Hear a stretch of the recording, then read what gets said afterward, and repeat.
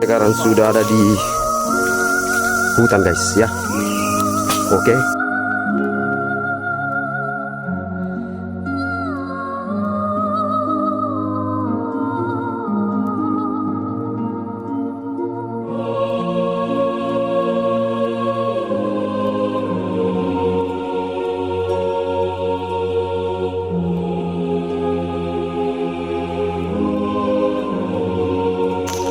Guys, nah kami sudah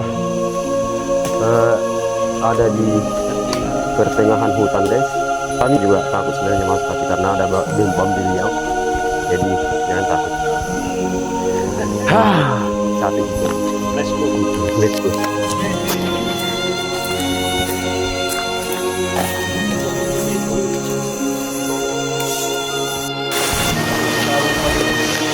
Kami sudah ada di sungai kecil guys.